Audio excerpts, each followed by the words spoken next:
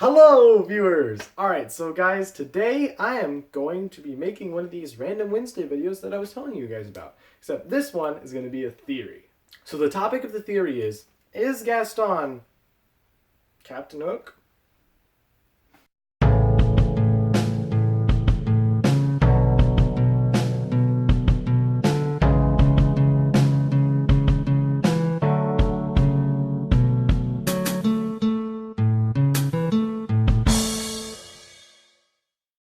So, right off the bat, I mean, you can notice a general similarity between how these guys look. They look almost identical.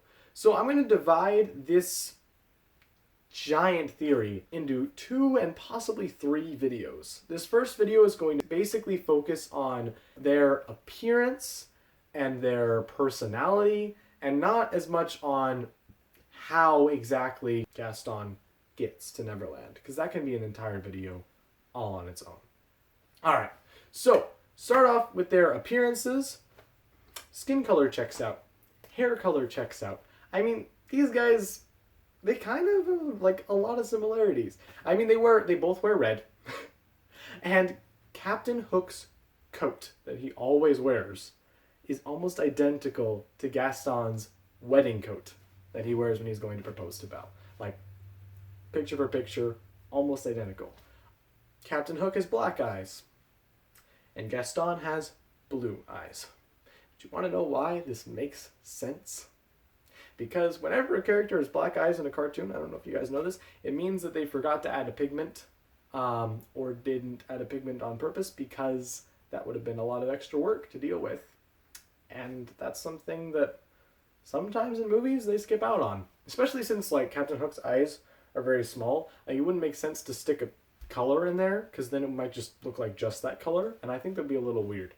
So, eyes check out. So that's a lot of similarities right there. But on top of that, let me tell you something interesting from the sort of Disney lore on the Disney fandom page, which I may leave a link to in the description, so check that out if I do, or I'll forget. But I should leave a link to that. Anyway, on the Disney fandom page, it says that Gaston's character was originally meant to be known as like Marquis Gaston, or like Marquis de Gaston, or something along those lines, who was incredibly French, incredibly sophisticated, pompous, arrogant, and enjoying wearing lots of frills, a robe, and having a weird crooked nose. Honestly, that just literally sounds like what Captain Hook basically stands for. Frills, big coat, weird nose. I mean, the proof's in the pudding. That's just what it says. So the next thing I want to talk about, or at least dabble in, is their personalities. So there are 2 parts to Captain Hook's versus Gaston's personalities and how that lines up.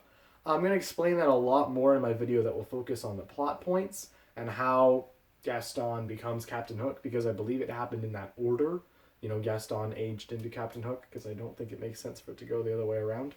So, anyway, why does Captain Hook act like how he does if he was once Gaston? So, for starters, what I want to list for this is actually a list I got right here. So, this is the list, actually from the Disney fandom page, of adjectives used in Disney material and used by characters and shows to basically describe Gaston's entire personality in a nutshell. And I just want you guys to listen to this and picture Captain Hook in your head and see if it works, or if there's anything that opposes that, because it's slightly different. But anyway, arrogant, egotistical, boorish, selfish, serious, strict, rude, conceited, vain, narcissistic, prejudicial, chauvinistic, petty, cruel, persistent, sexist, merciless, superficial, tough, envious, suave, cold-hearted, quick-tempered, evil, sadistic, ruthless, murderous, greedy, abusive, impatient, and cowardly. So, like, I feel like literally the only one on the list that would be something I would be confused about would be tough and suave.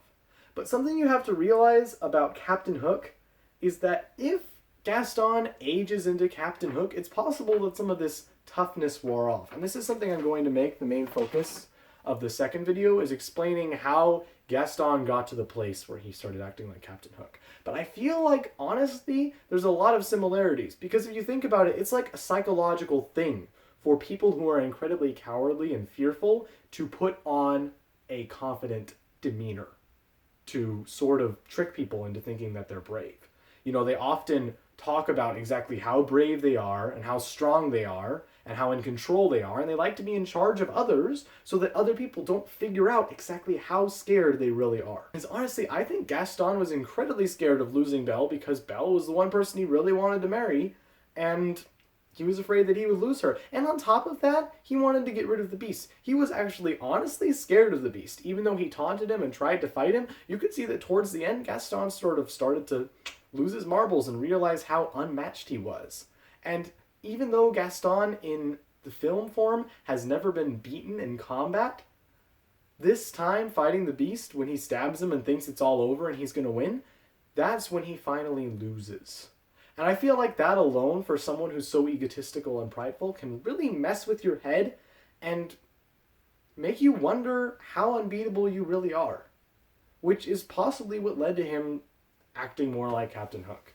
So on top of their personalities, I know that something else people may mention is that Captain Hook, has a voice where he's like, "Mr. Smee, just where do you think you are going?" or whatever. And then, Gaston's just like, "Hey, I want Belle to be my wife," or whatever. My explanation for that, honestly, is that if somehow, and I'm going to explain more of the how in the second video, if somehow Gaston managed to go to Neverland and become Captain Hook through a series of events, it honestly makes sense that if he was around pirates who were using all these different accents and different weird voices, pirates that possibly, when they came to Neverland, came from different areas, Maybe there was like a Persian, maybe there was Japanese. You don't even know what all the pirates were. And some of them are probably dead because he shoots them for some reason. I feel like being around all these different cultures and all these different people and being their leader, he would sort of try to adapt to each of their strengths to create better leadership with them. Because when it comes to people like this who are egotistical and deal with all this mental confusion and mental blocks in their heads, they also like to sort of be a mirror to whatever anyone else is feeling. And if they want to gain someone to their side, they prey on what that person thinks about and cares about. And so to make himself seem even more powerful, it's possible that Gaston would adopt a completely different accent, since nobody that he knew from Beauty and the Beast world was there to correct him on it.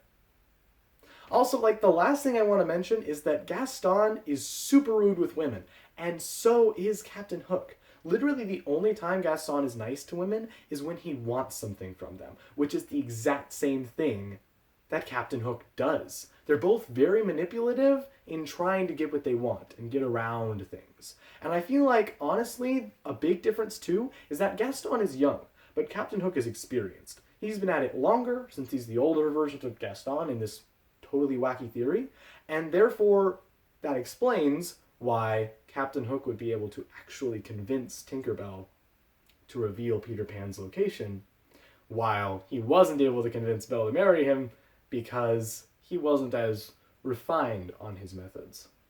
So I think that just about wraps up this part of this theory, but if you guys want to sort of get an overview of the story and an explanation as to why I also think LeFou is Mr. Smee, then I will be explaining most of that in a second part to this video.